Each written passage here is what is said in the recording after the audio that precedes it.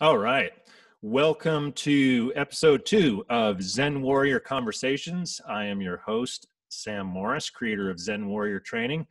And today I have as my guest, Mr. Eron Zehavi.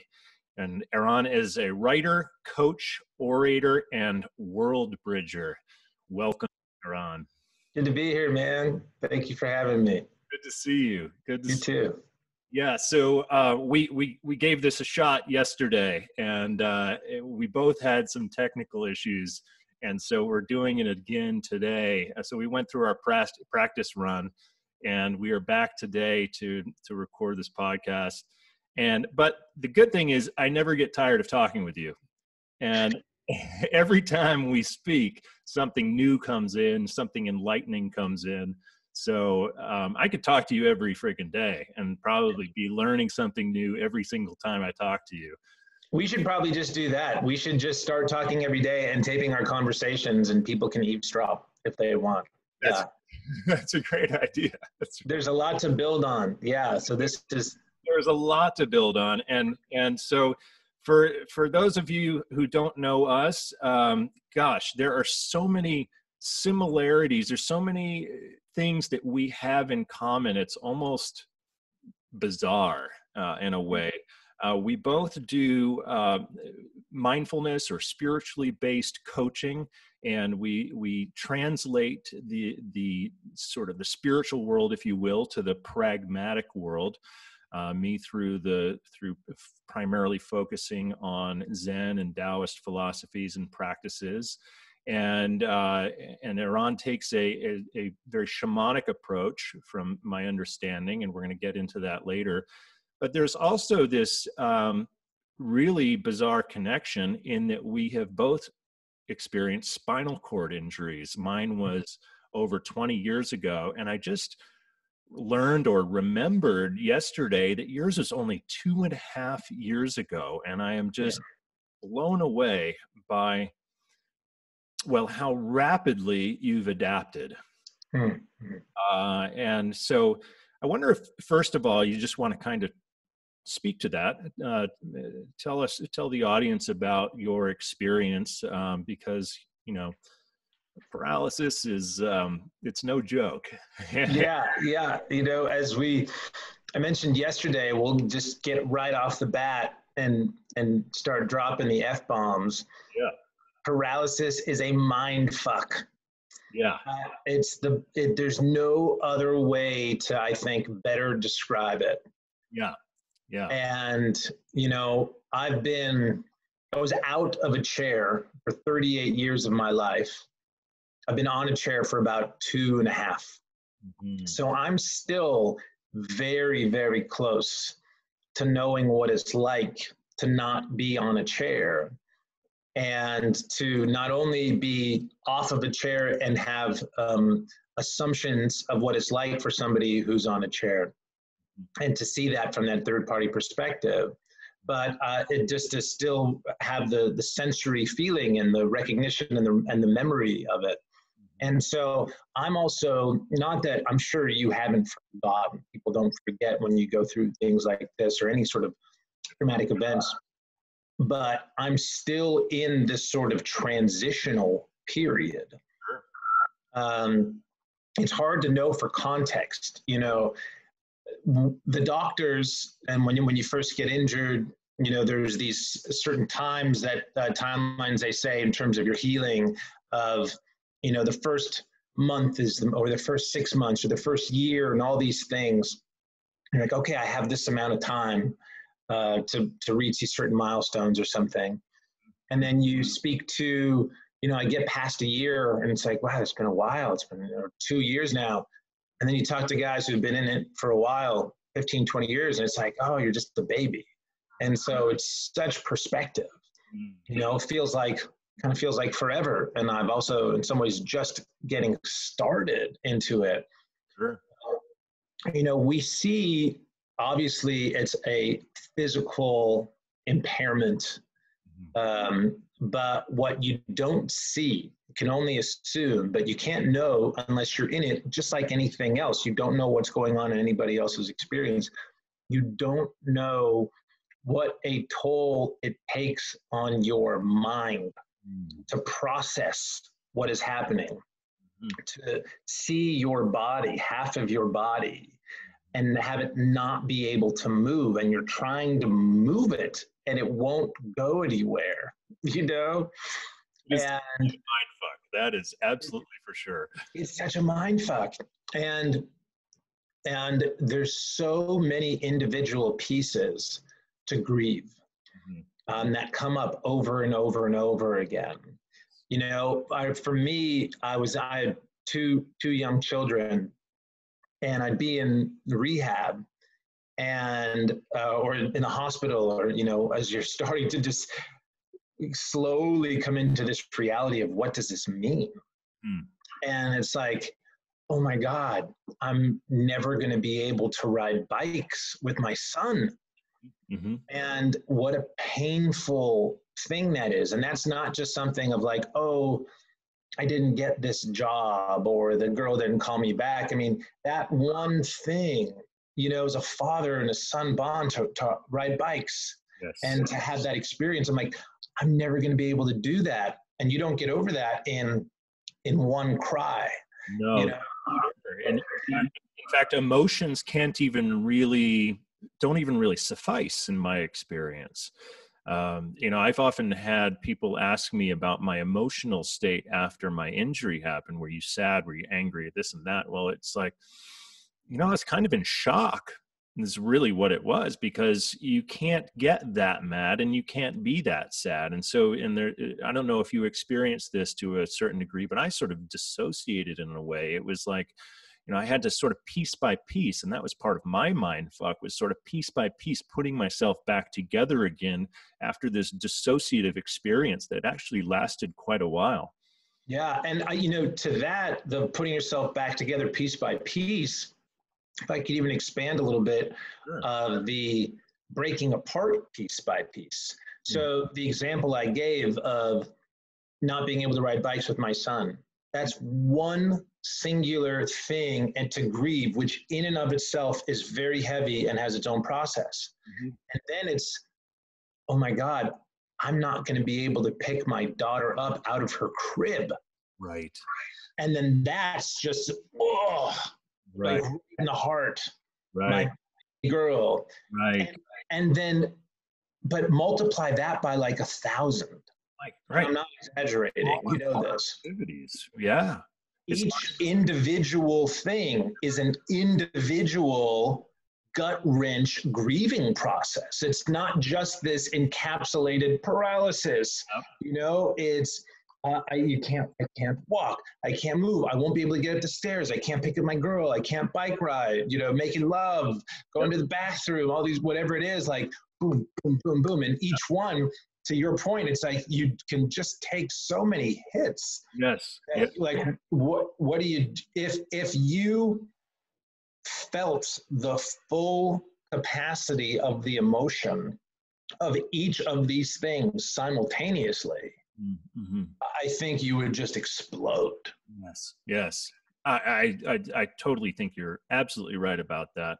You know, one thing that might seem inconsequential that I really struggled with was doing household tasks. Like I used to move a lot, and I also used to be married. And every time I would see my wife, now my ex-wife, moving boxes and having to pack these things and store things, I'd be like, no, you know, because I could only carry around small things on my lap. I couldn't do the big box moving. I couldn't do the furniture moving, or if there was something that had to be, you know, like a light bulb went out or something had to be fixed and it was out of my reach. And especially if there was any irritation on her part, I'd be like, oh, I used to love just fixing stuff. I just can't reach it. And I know how to fix that. And I just want to fix it rather than try to explain how to fix it and break it down. I just want to go up in there and do it. Just fix that thing. So it's like all of these things that one might see as sort of inconsequential or just kind of like tasks. It's like, oh, I want to do those tasks. Those are actually have meaning. And when they're taken away and you can't do them anymore, it's actually really painful to go through that. Yeah. Like one thing surprisingly miss schlepping. Yeah. Yeah. I liked just carrying things, I've never been the most like organized type of person. And my also now ex-wife, we could probably, I don't know where that will come in the conversation, but was married at the time of my injury. And, she was, had a little bit more detail oriented than me. And I was just like, just give me a bunch of stuff to lug around. Right. Yeah. Like I'll do that job. And I liked it. I liked when we traveled that I could like carry, and like how many bags from my family and my kids can I put onto my person at one time? I felt useful, Like you go ahead and pack all the stuff that needs to be packed. I'll schlep it. I'm happy to. Yeah, I can totally relate. For what it's worth, I feel just, Jordan Peterson, who I know is a very polarizing figure. We don't need to get into too much of him, what we think or not. But one thing that he does say that I like, which just came up here thinking about it, in terms of worth and in terms of value, and speaking particularly to men, he said, people are feeling really lost right now, and for so many reasons, even before COVID. He said, find the heaviest thing you can lift and pick it up and move it somewhere. And it sounds very archaic and barbaric, but there's also something kind of profound about that in some ways, of really grounding into your 3D worth. And as metaphysical as we may be, you and I and others, and but very fitting based on, I think, our approach in the conversation to even look at something that is just so three-dimensionally barbaric of something like that. And as a piece of this with the paralysis that gets compromised as well, so that touches a bit of manhood too. It's not just he said it's changing a light bulb, or I'm a tall guy, I'm almost 6'5". I was the person that would reach everything for people. Yes. And now I'm looking my 8-year-old eye to eye. Right. I need him to get up onto a counter to grab something for me. Right. And so a big piece of this, and I think where this is relevant too with a lot of people, beyond the idea that you don't need to be on a wheelchair to be paralyzed, but you learn so much about humility and what it actually means to be a man. And how many of us feel compromised if maybe we lose our jobs, or if we start a company that doesn't succeed, or if we have a partner that, is not, wanting intimate time with us, or any of these sorts of, regular things that sort of take hits. And then through paralysis, what firsthand, and I do, and some of us brothers and sisters, there are some things that happen that are, sort of the things that people come to that say, I could never imagine that happening. Yes. I couldn't live with myself if that were to happen. Yes. I had one of my mentors, a coach, had shared with me, because I had a pretty good attitude about this out of the gate. And maybe abnormally so in some ways, whether it was real and I was tapped into something bigger than me, or I was deflecting, or everything in between. What he told me, he said, like, don't shy away from owning the fact that you are living people's nightmares. Yes. And that really landed with me. So important, so important. Looking back, I can totally relate. Right out of the gate, I had a great attitude towards my paralysis, and I, looking back in hindsight, I think a lot of that was sort of a defensive strategy, so I didn't have to feel the nightmare. You know, it's like, as long as I had the mindset, as long as I had the great attitude, it was like I could sort of stay at a superficial level above the emotional depth of the nightmare.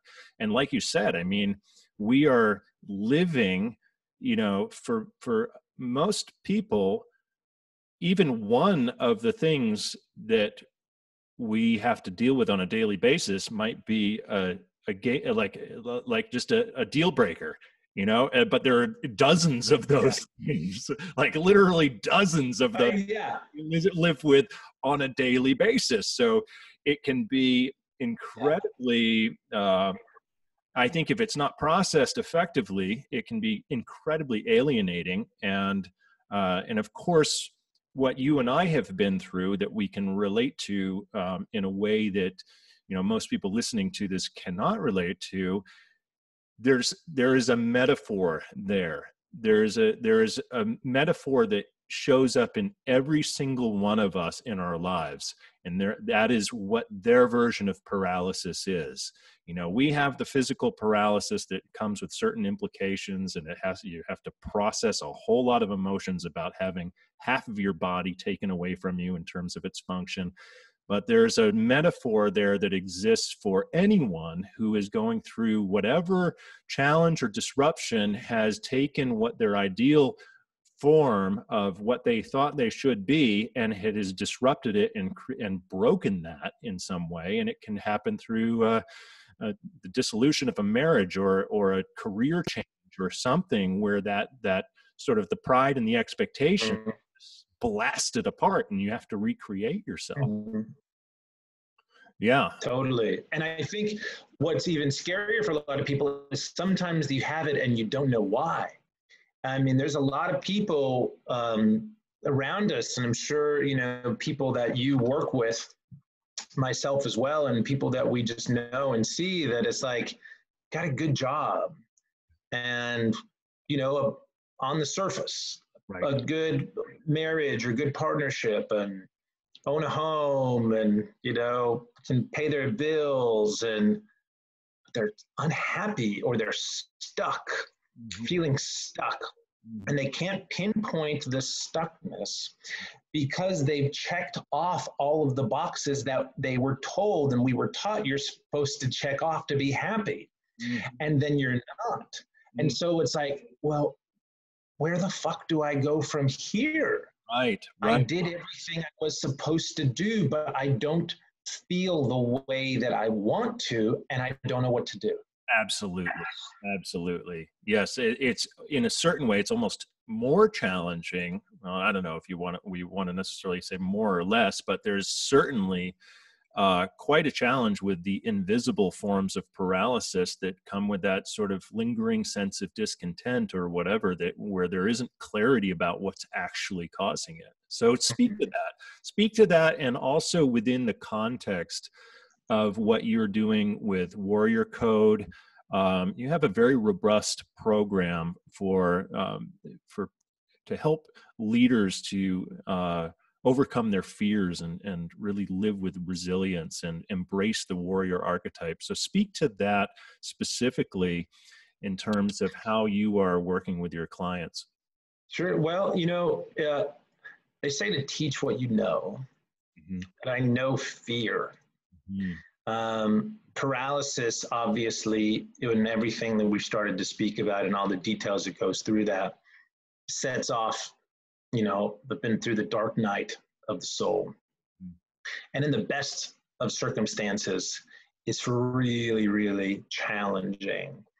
And I didn't necessarily have the best of circumstances. It could have been worse. People are in much harder positions than me, but, you know, I had a marriage that dissolved afterwards. My family unit, you know, I closed my company. My dad died.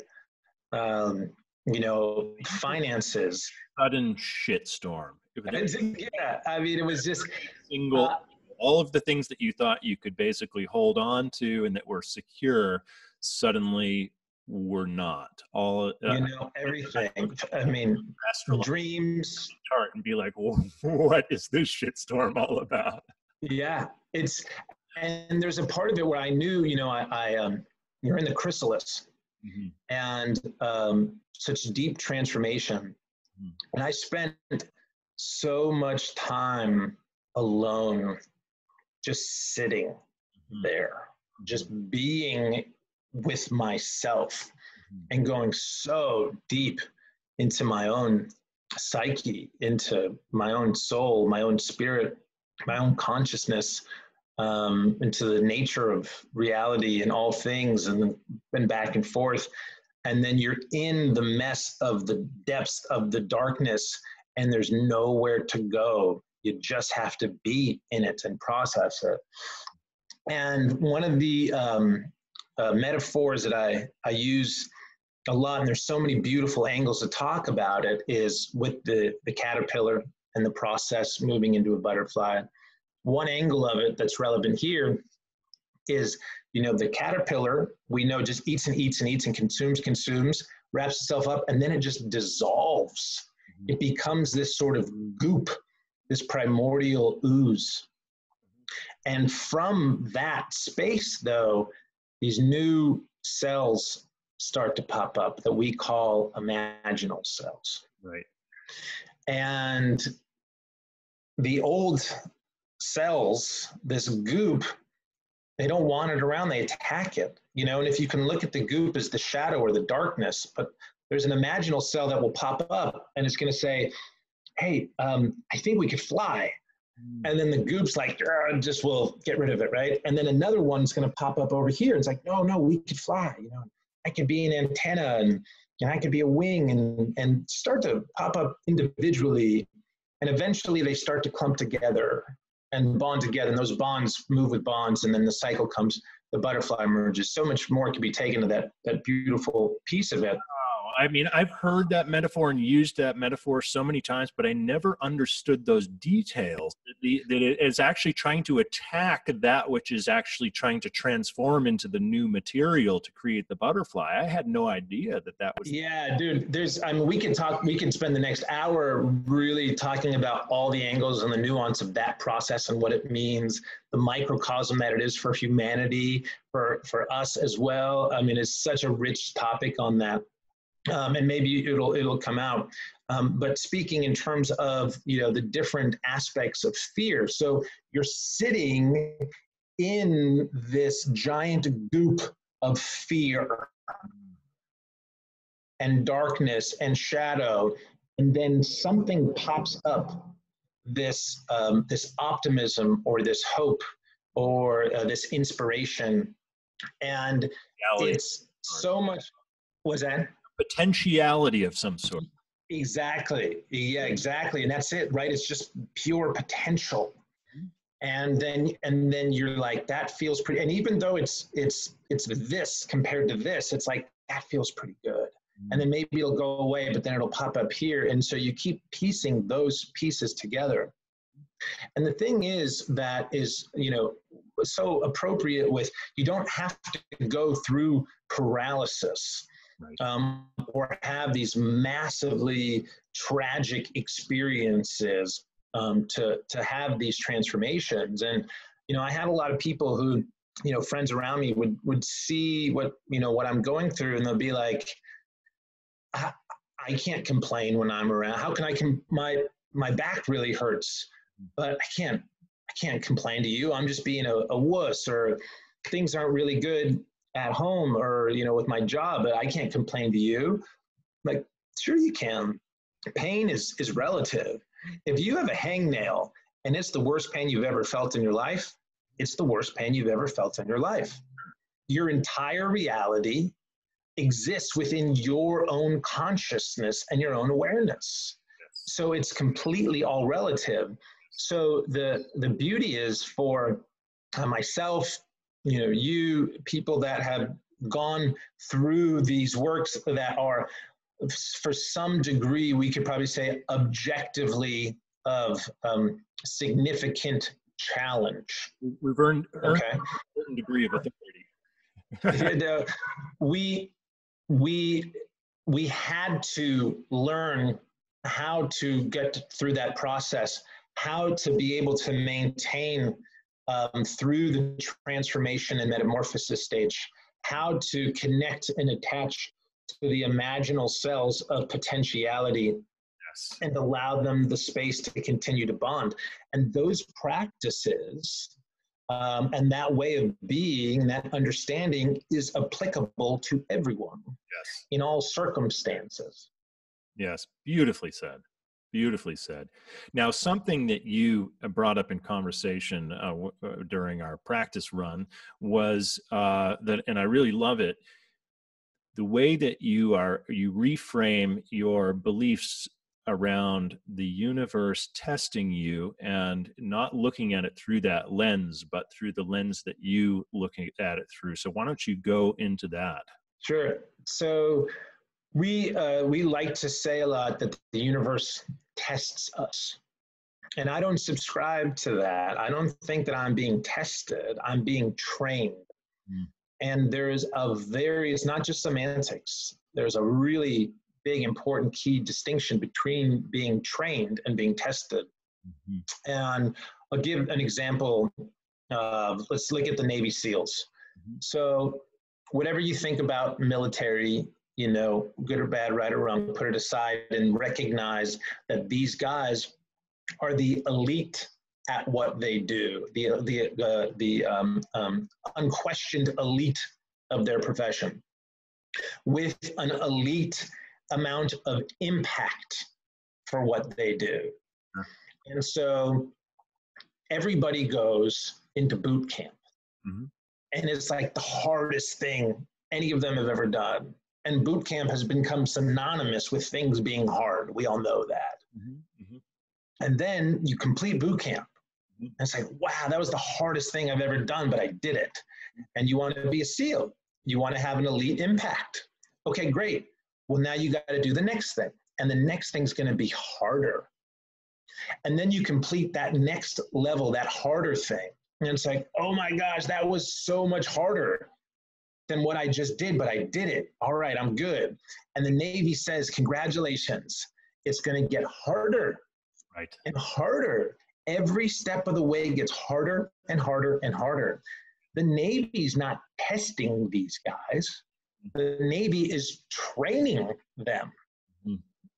They have to train them so that when they get into the space where it's time for action, where it's time to have that embodied way of being, that they will be able to hold and embody the full potential of themselves and be able to have that elite impact, whatever it may be for them, and to not be able to crack. And they have to go through that challenge. And, you know, the size of the impact that we have in the world is equal or greater to the size of the challenge that we go through. It's such a key takeaway. Why don't you repeat that for our audience? That is such a key takeaway.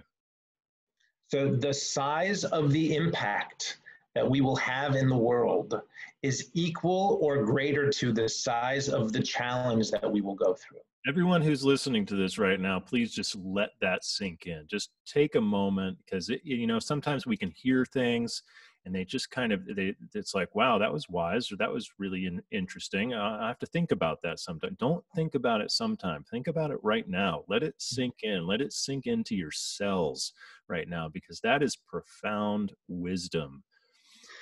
You know, and if I can share a little bit more color and context around that as well, because I find that, well, you know, first of all, on a side note, I love the way you said, let that sink into your cells. You know, all of these things we're talking about, the teaching, the course that I have, whatever sort of training, right, that you provide, we're not actually teaching people things. We're sort of just shining a light and guiding them to remember where it is within them already. Yes. Because the full capacity of the universe and all knowledge exists within us, if it's all within our conscious awareness. But coming back to that, another angle to look at that, if you think about like athletes. So when you were an athlete growing up, I was an athlete. I'm sure a lot of the people listening to this were a lot of high performers, were athletes growing up, and probably a lot of like really good athletes. So who does the coach ride the most on a team? Right. The coach is going to ride the most aggressive and talented person on the team. Exactly. It's the best players. People. Yeah. Exactly. The coach doesn't ride the 12th man on the bench. He rides the best player with the highest potential and the most expectation and the ability to carry the load. So when we get these challenges in our face, when we think the universe provides it to us, where we can get into the conversation of us creating them, where that comes from, but they're here, right? And so we've been presented or we've created them. So we go through some giant, the magnitude of some of these challenges are pretty big. So I don't think that the universe or God is punishing me or hates me. I think that the universe trusts me. That is such a, all right, we have to pause again and take that in. Say that one more time, and anyone listening, let this sink into your cells. Don't remember this later. Don't write this down to think about later. Let it into your cells right now. Go ahead and repeat that, Eron. And I'll say, so when you are presented with a significant challenge, it doesn't mean that the universe is punishing you. It means that the universe trusts you. The universe trusts you. It trusts you. Ultimate way of getting out of the victim mindset and into a transcendent and empowered mindset. Doesn't mean that it's going to be easy. Once you get into that transcendent and empowered mindset, things are still going to be tough. But the shift then is that you are not thinking of yourself as a victim of your circumstances any longer. You're seeing yourself as being trusted by something bigger than you that has essentially chosen you for this particular project. Exactly. And if you have been given the size of this great challenge, then what you're up to and the opportunity that will become available to you that you can create and what you can embody from going through that is going to be an elite opportunity of impact that others who have not gone through that will not have the opportunity or ability to have the chance to be able to create. Beautifully said, an elite opportunity and an opportunity that cannot be taken from you.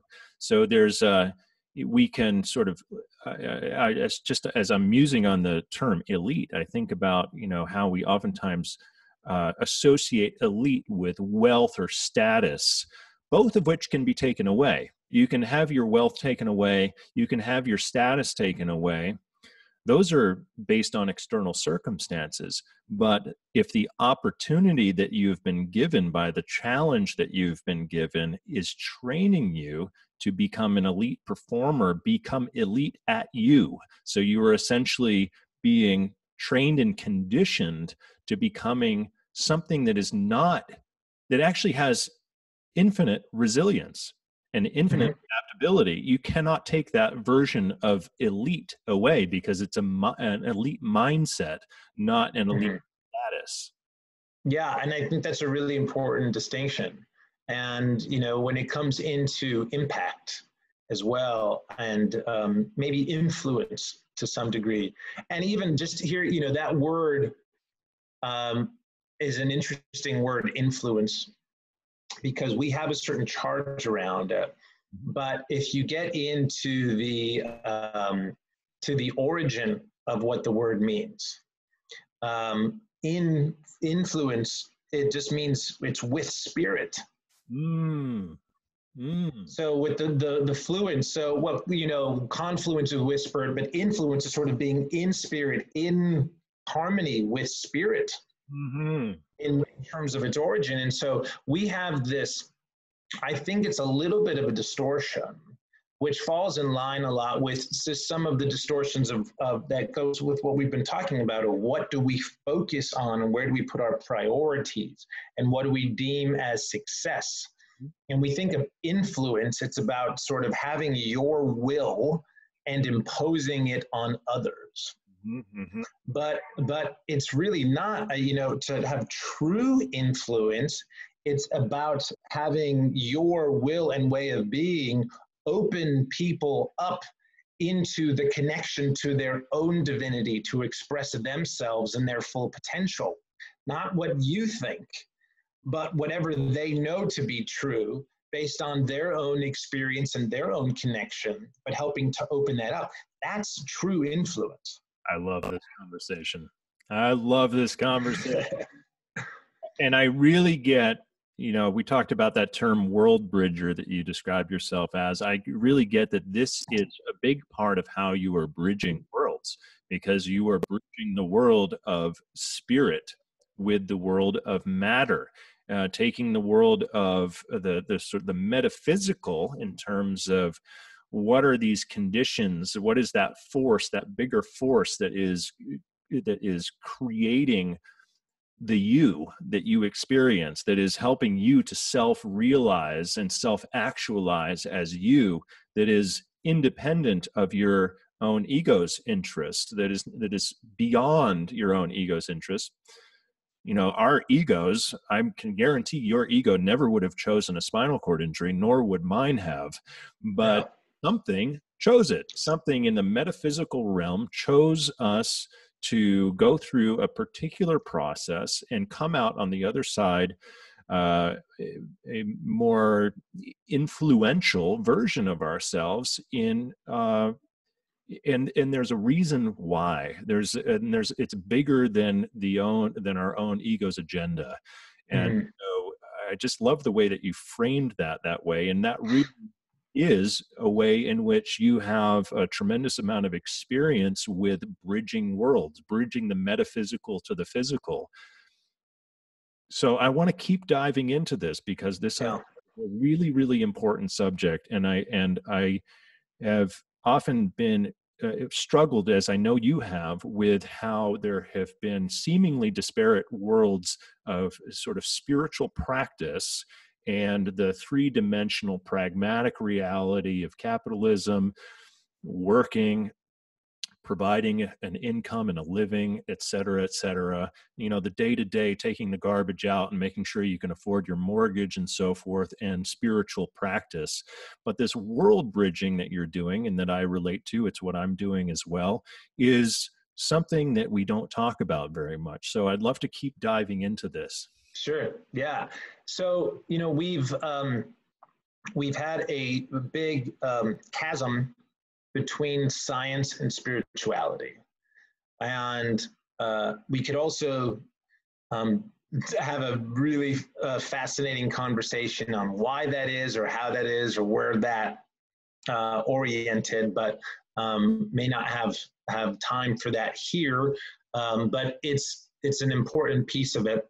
But if we jump to the fact of just recognizing and owning that there has been a chasm, and you're either pragmatic and science-based and left-brained, or you're faith-based and you're religious or spiritual and a little bit more right-brained. And we've been somewhat forced to pick one or the other. Do you believe in God, or do you believe in evolution? Right. Which is like, what an absurd question. It's just like, maybe we'll talk about that a little bit. But where it comes to, I was going to say, it's like, do you believe in the left brain or the right brain? Yeah. That level of absurdity. But the answer is yes. Yes. Yeah.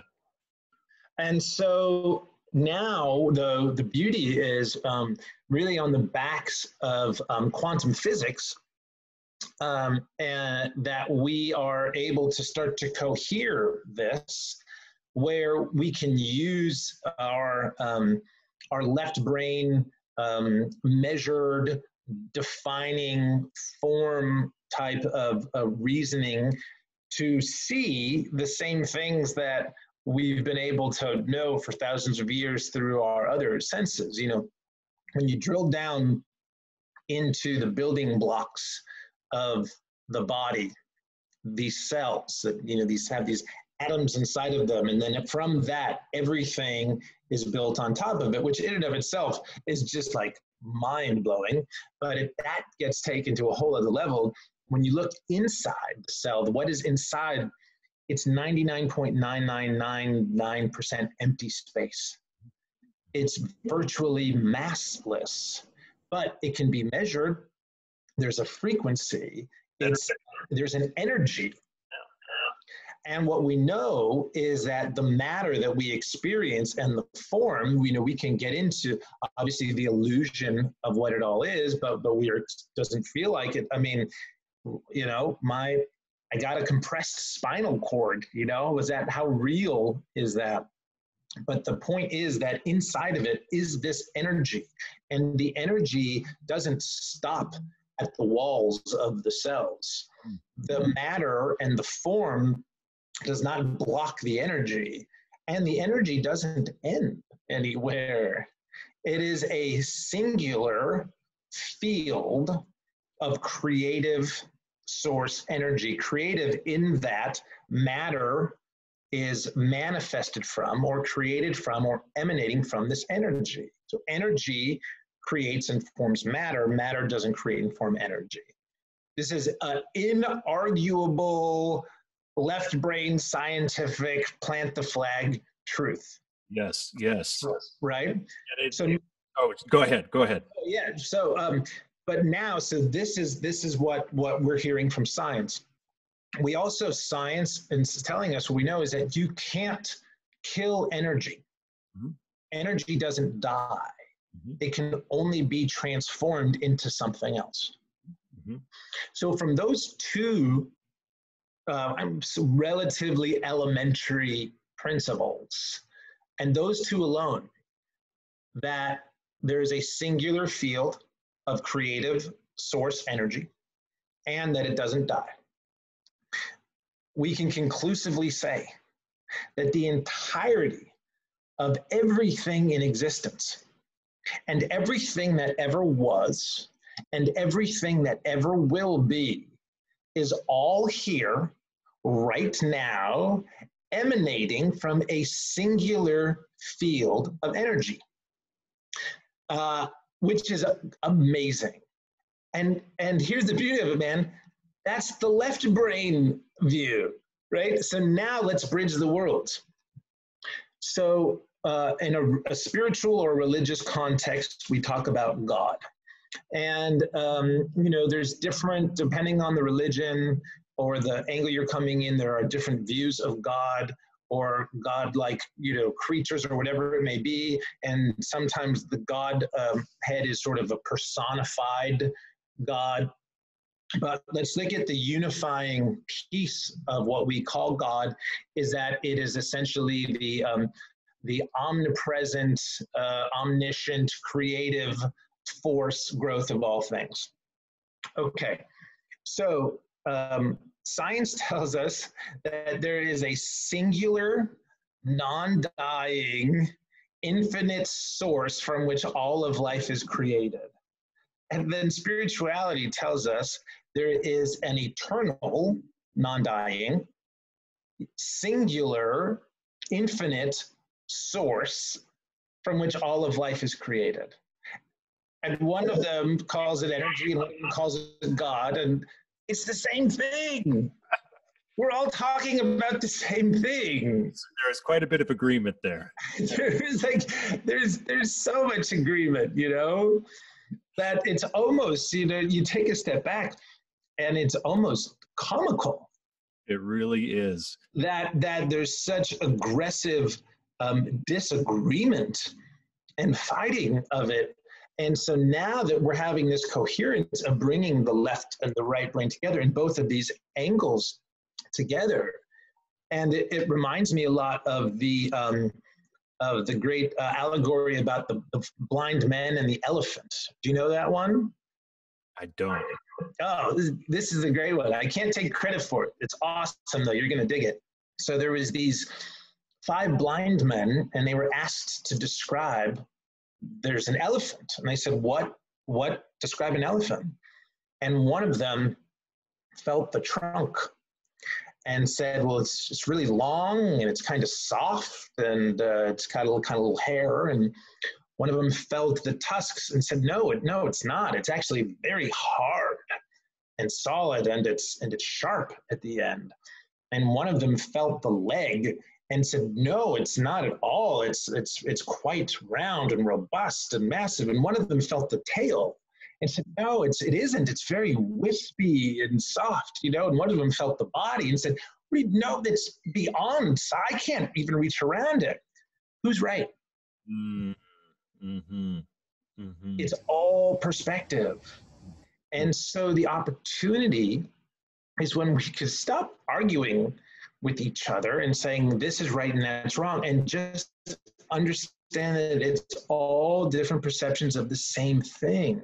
We're all looking at the same thing. And so tapping into that known idea of this singularity, that allows us to celebrate when somebody has a different perspective or a different view.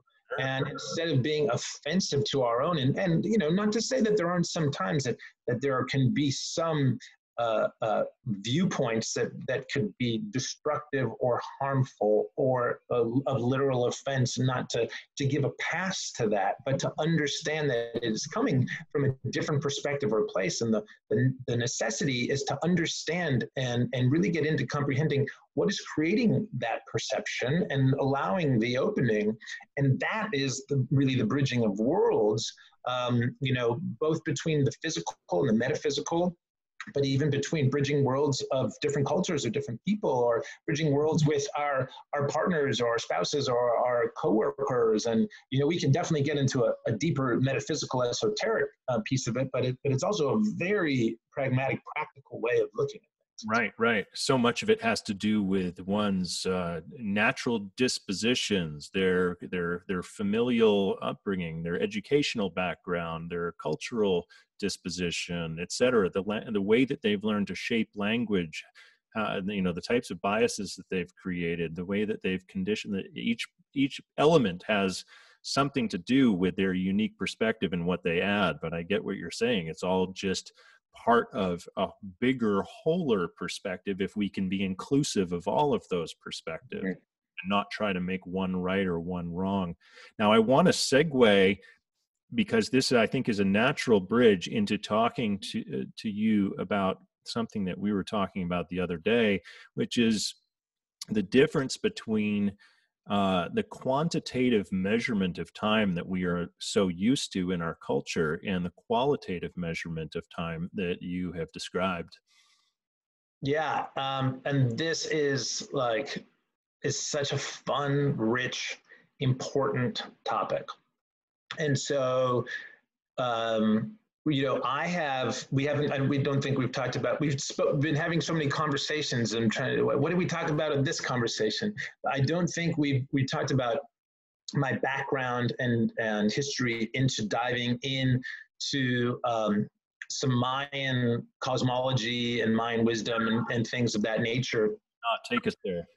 And so there is that piece of it for many years now that I've very deep into deep contemplation of the system is called the dream spell, which is essentially a modern interpretation of the Mayan Tzolk'in.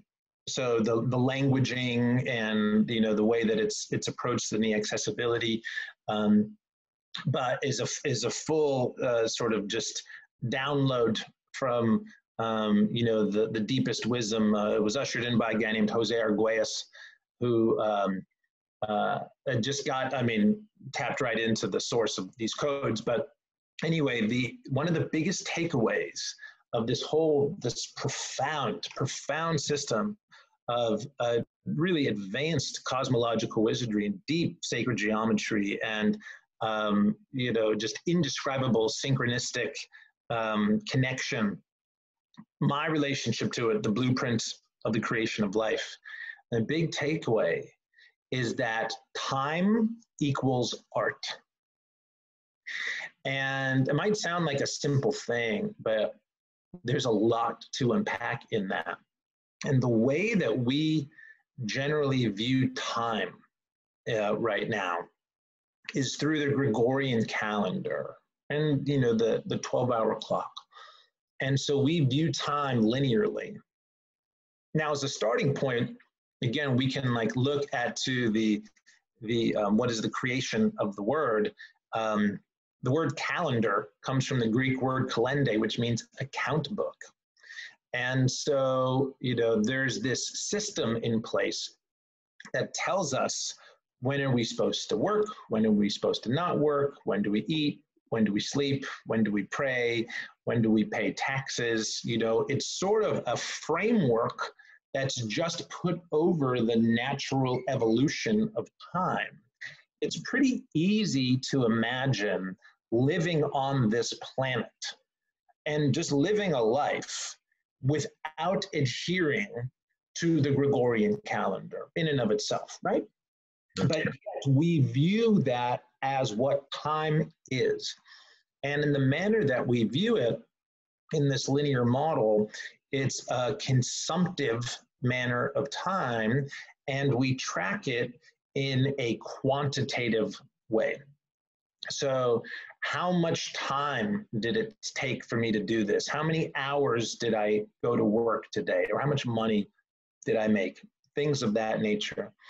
Now, if we look at the true nature of what time is, time being its own dimension, and in that it just doesn't adhere to the same laws of the dimension of space. It adheres to, some different properties.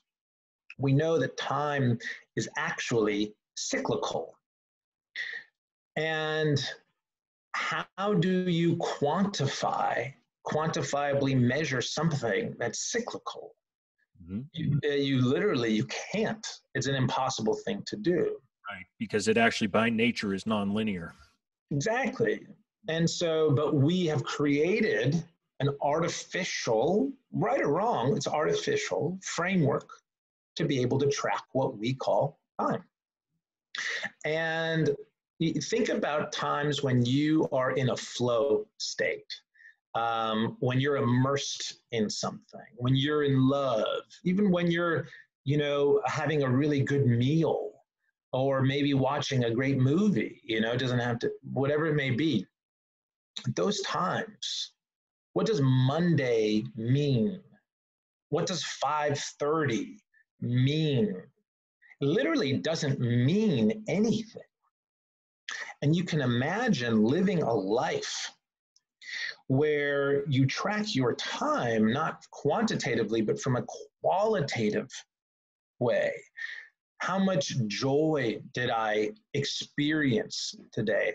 How much love did I create today? How much creative expression did I unleash today?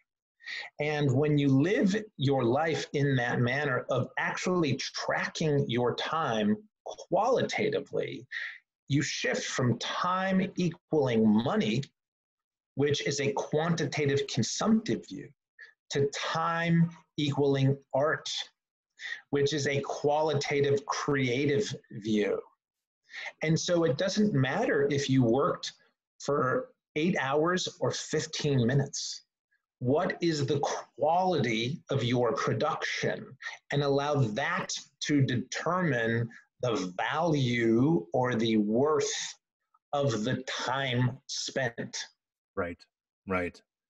The implications of this seem huge, both on an individual level and, say, on a corporate level, from personal life to business life and beyond. I'm actually even thinking about Burma, and don't they have a gross happiness? They rather than looking at their gross domestic product, they look at their gross happiness or something like that. Exactly. Yeah. their success. And when Yeah.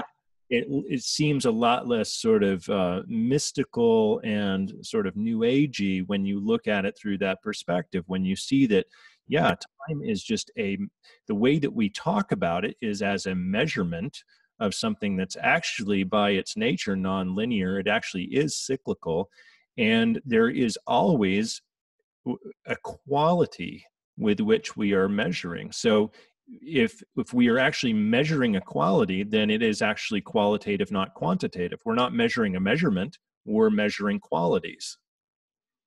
Right, exactly. And this comes back to where we started. When people have checked off all of their success metrics that they think they're going to check off, but they're still unhappy. Mm-hmm. Mm-hmm. Why? Mm-hmm. Because they're not actually, because they're looking as their time equaling money. Yeah. It's not, the time isn't equaling art. The time is, they're not connected to their own creative selves, their own joy. No. And that does not mean that they can't make money. Yeah. It doesn't mean that you can't build businesses. Yes. And that you can't live in a type of a free market society and create things and sell things, or have nice houses or whatever it is. It's not devoid of those things. You don't have to go live up in a cave in the Himalayas, or put on some long flowing dress and run through a field up in Woodstock or something to be able to live and embody this way. Right. So you can still apply even things. Even the phrase spending your time, I spend my time, it implies output without input. So if spending my time doing things, it's like if I'm spending money, well, I have less money. And if I'm spending time, I have less time, versus investing my time or creating with my time. It's the language that we use around it is sort of self-defeating by its nature. Yeah, that's so important. That's where the language is so important, because the language gives us framework and context to allow our pragmatic brain to process things, and allows that piece of us to understand and comprehend. And when we spend our time, then we look at it like it's a commodity. Mm-hmm. Mm-hmm. And when we look at it as it's a commodity, then it's something that we can run out of. Mm-hmm. And if we can run out of it, then we're afraid. Yeah. And if we're constantly spending it, then of course we're going to run out of it at some point. Yeah. And, there's this underlying piece about this, why there's so much fear. And I believe that a big piece of it is because we have this container of viewing artificial time that's been blanketed over us. Mm-hmm. And so, there's a fascinating conversation that we haven't had yet that dives a little bit more into the esoteric, but it's very approachable if we have time to open it up, around space and time. Please dive in there. Let's see where it goes. Okay, it's sort of applicable. So I'll try to just set up the frame a little kind of quickly, but recognizing that space is the third dimension, okay? And even to break that down, dimensions can sound really woo-woo for people. But what does that even mean? Length, width, and height. Those are dimensions. Those are 3 dimensions. That's 3D. You have a shape. You have hard organic form and matter. That is where our body lives, in the dimension of space. We talked about time. Now you have a mind, right? The mind can move in all different directions and forward and back, and is very non-linear, right? As we've described time being. Can you smell your mind? Can you taste your mind? No, but it exists. But it can't exist in the dimension of space, simply because it doesn't adhere to the laws of the dimension of space. Is very simple. Okay, great. So your mind exists in what we would call the 4th dimension, or time. Or maybe the ego lives, these sort of like non-physical things that we know are there. Now, we talked about this singular field of energy, right? That the creative source, full synchronicity, which was what a lot of people call 5D. So that's where our soul, our energy, which spirit would live. Third dimension body, fourth dimension mind, fifth dimension soul. We are these multidimensional beings. Now, where does the distortion of fear come in within this example? I'm going to give you another analogy, and another military analogy. But think about like a commander of a military.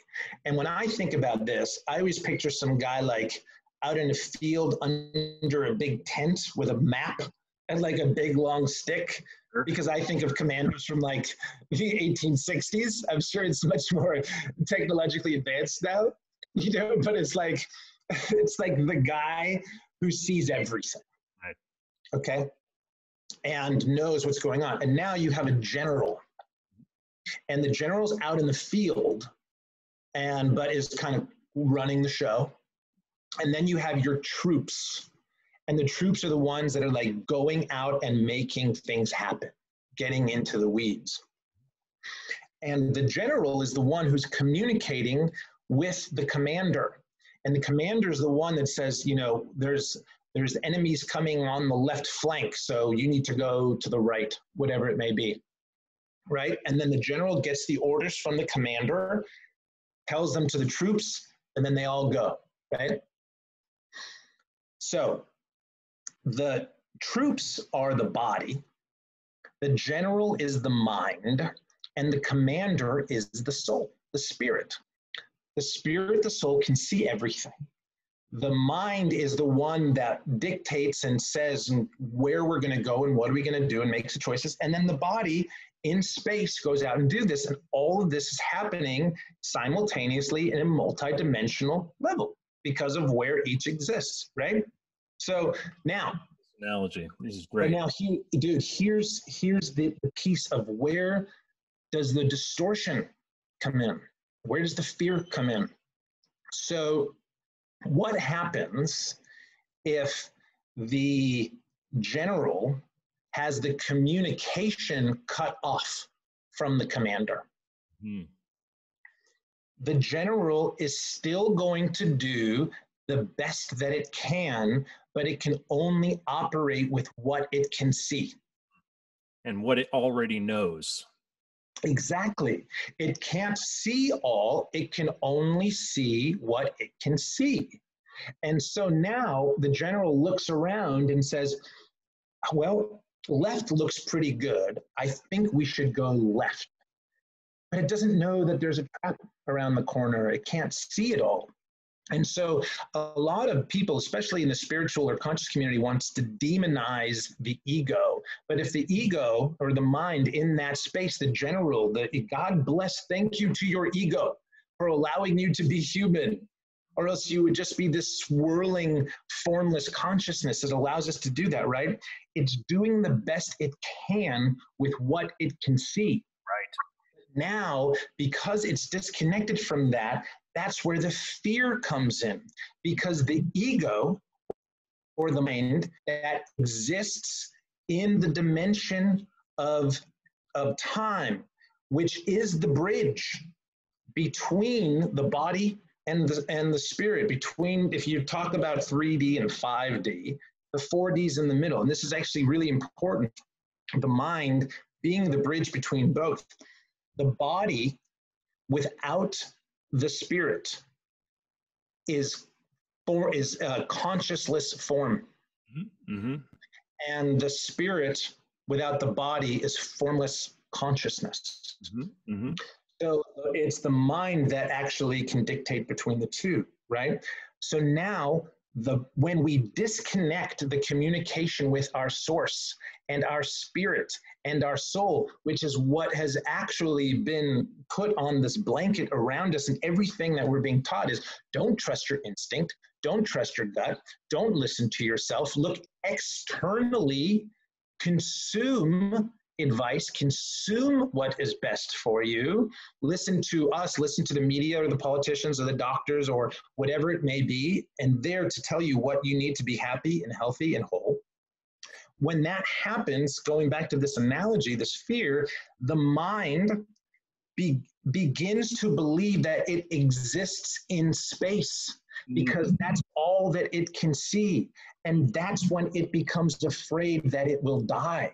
Sure. Because in space, things decay.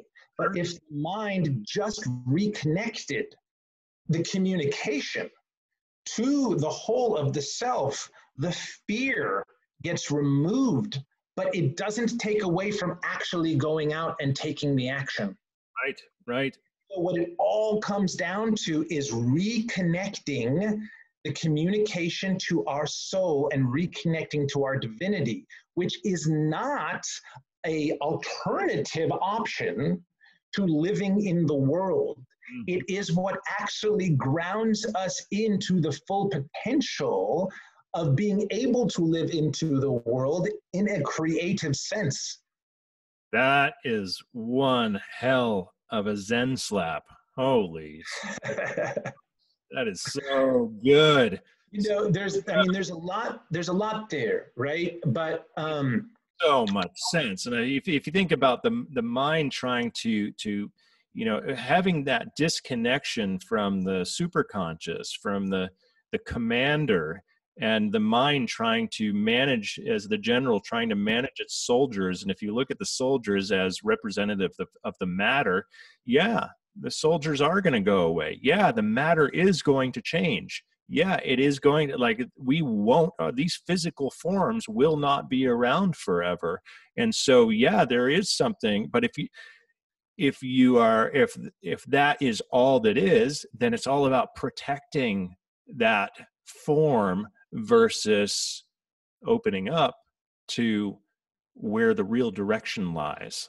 And the more we the more we are just unconsciously consuming those external values and that unconscious input, the more reinforced it gets to just protect what is and try to keep that matter around versus expanding into the direction or the guidance that only the superconscious can actually provide.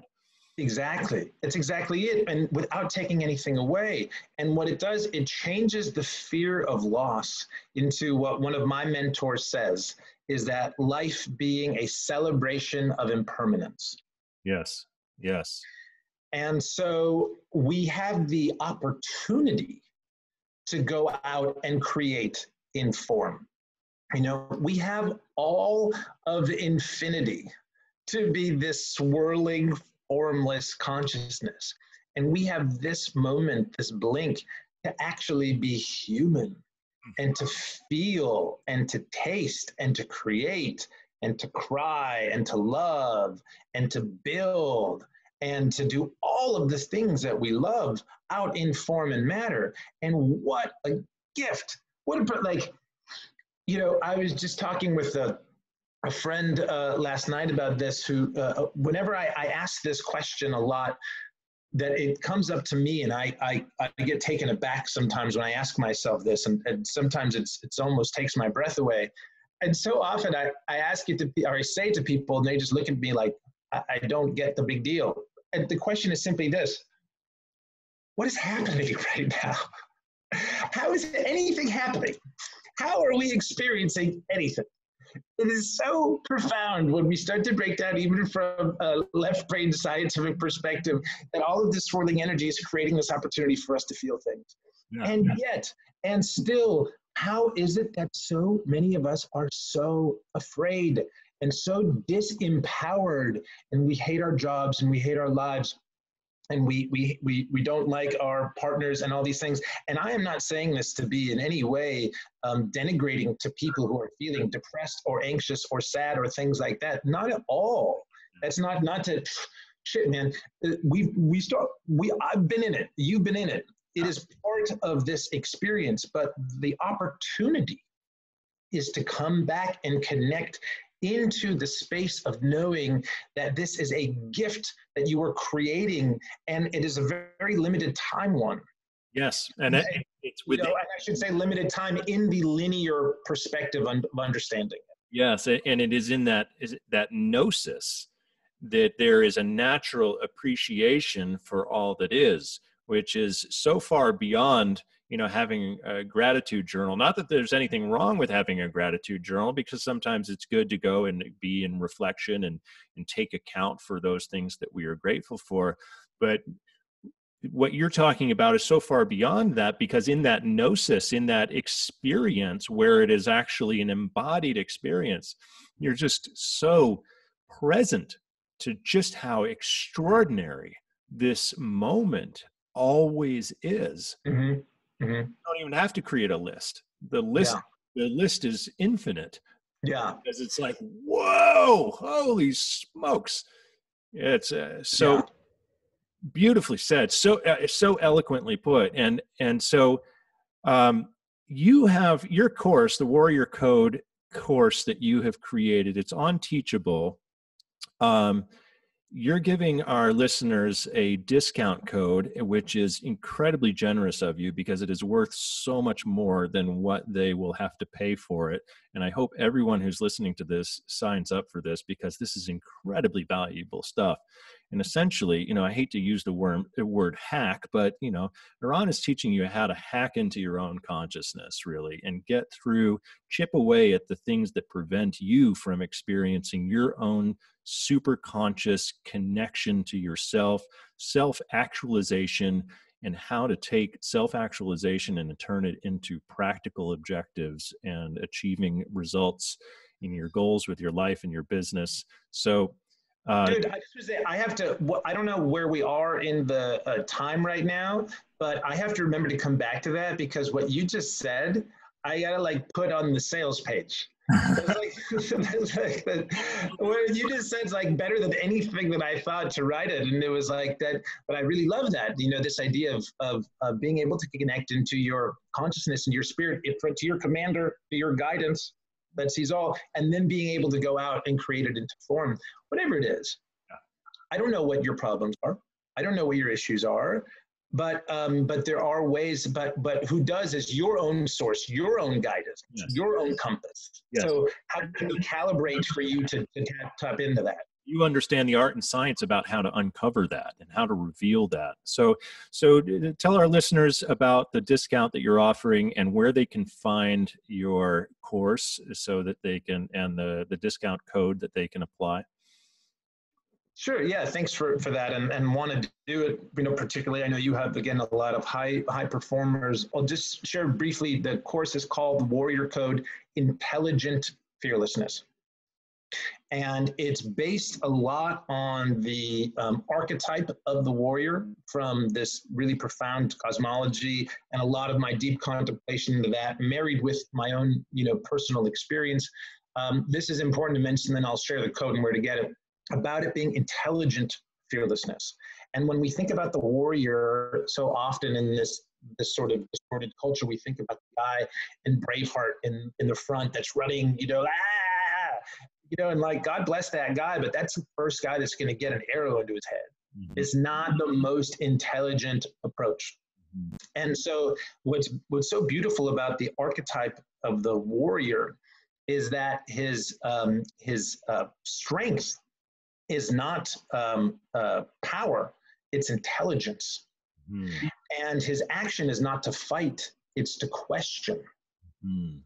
And from that, the essence that comes from that is the fearlessness, winning the battle before it started, kind of the Sun Tzu thing. We've spoken in previous conversation, just to mention briefly, it's like the greatest Olympian of all time, Michael Phelps, right? Who went through all of the possible things that could have happened to him in a race. If the headband broke or the goggles broke, that when they happened, it wouldn't matter, because he was prepared, because he asked the questions, and that was the fearlessness and why he was the greatest champion. And so the course it's a 13-module course, with contemplation, with exercises, with questions, and a lot of things. It's not just listening or reading and saying, now I get it. It's applicable. and integrative, and we have models to integrate this stuff. So you can find it if you go to my website, which is eronzehavi.com, and you click on Warrior Code, or you can, it's EronZehavi.com. You click on Warrior Code, or you can go straight to the page. It's Soultivation, SOULTIVATION .teachable.com. You could go there as well. And I have a discount. I've knocked it down over 50%. I just want people to access it. So you can get the whole course for $66 and use the code Zen Warrior, all caps. So particularly for your listeners and your crew and your high performers. And one other thing on that is that, I can guarantee that you will have a transformative experience. And if not, then just email me and I'll give you your money back. There is an essential exchange of equality that is necessary in this universe for things to work in a harmonious balance. So if the value's not there, I don't want your money. You can have it back. This is a no-risk opportunity, and I have checked out the course materials. They are excellent, and I'll also include the information in the show notes as well. Eron, what an awesome conversation. I'm so glad that we got to talk today. This is even better than the conversation that we had yesterday. It's fun. Each time we're able to pull back a few of the layers a little bit to get into like the really juicy stuff. Yeah.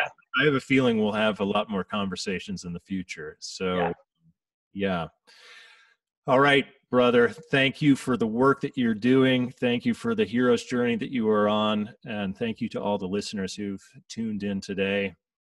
Take care of yourselves. Until next time, this is Zen Warrior Conversations. Sam Morris, creator of Zen Warrior Training, signing off. Take care, everyone.